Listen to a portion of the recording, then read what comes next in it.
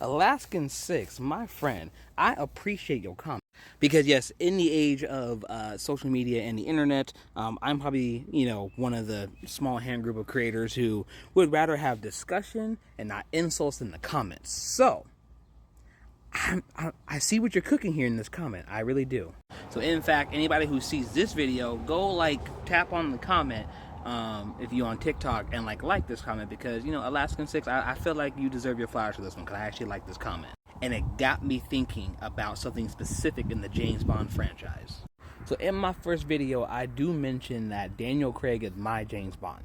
Like growing up in my household, it wasn't going to happen with Sean Connery and Bronson, okay? James Bond was not for children, never has been, mind you, which surprisingly, like when you really think about the older James Bond films compared to Daniel Craig was a little more tame in terms of like the sexuality. So for me, Craig was my first introduction, and there was something that was very specific that got me into James Bond after Casino Royale. Because your comment points out that we have a potential for actually so much more. So in 2005, around the time that Casino Royale was released, which was in 2006, there was a book called Silverfin that was released. Silverfin, I ended up reading because of the fact that I knew when they were announcing that, they were going to do Casino Royale and James Bond, I most likely wasn't going to see it because at this time, I'm still in my young teens. But Silverfin was the start of a young James Bond series.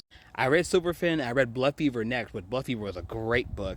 And that was kind of it. I kind of stopped reading because then at that point I was allowed to watch the James Bond movies, so I went ahead and watched the James Bond movies.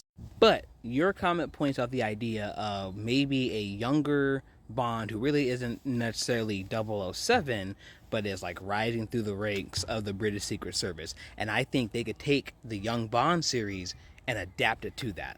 Because the idea of the Young Bond series was that because of James constantly being involved in things that were way beyond his purview, but showing he had talent, is one of the reasons why when he becomes an adult, he ends up in the Secret Service, which eventually leads to him becoming 007.